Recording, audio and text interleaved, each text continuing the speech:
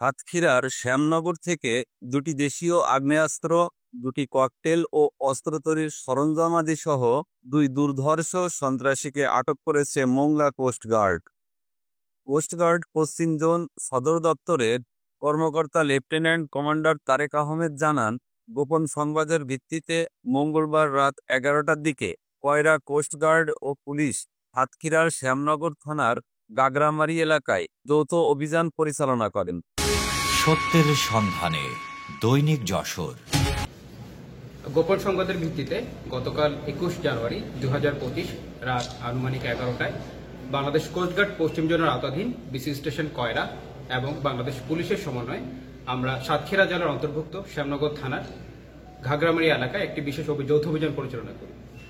অভিযানকালীন আমরা দুইটি একনলা পাইপ গান, দুইটি ককটেল, দেশীয় অস্ত্র তৈরির সরঞ্জামাদি সহ দুইজন দুষ্কৃতিকারীকে আটক করতে সক্ষম হই।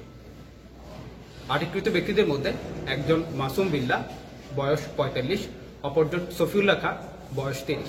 তারা উভয় সাতক্ষীরা জেলার শ্যামনগর থানার অন্তর্ভুক্ত ঘাগরামারি গ্রামের বাসিন্দা। বর্তমানে আটককৃত দুষ্কৃতিকারী এবং আলামতসমূহ পরবর্তী আইনানুগ কার্যক্রমের জন্য সংশ্লিষ্ট থানায় হস্তান্তরের কার্যক্রম প্রক্রিয়াধীন রয়েছে।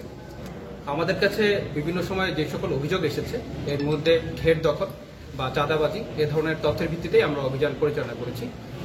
মূলত গোপন সংবাদের ভিত্তিতেই আমাদের অভিযান চলমান রয়েছে, যৌথ অভিযানটি।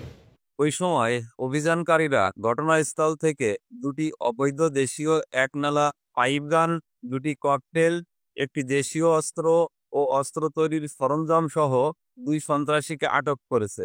আটককৃত সন্ত্রাসীরা হলেন মোহাম্মদ মাসুম বিল্লাহ 45 ও মোহাম্মদ শফিউল্লাহ খাঁ 30। এদের বাড়ি সাতক্ষীরার শ্যামনগর থানার ঘাগরামারি গ্রামে।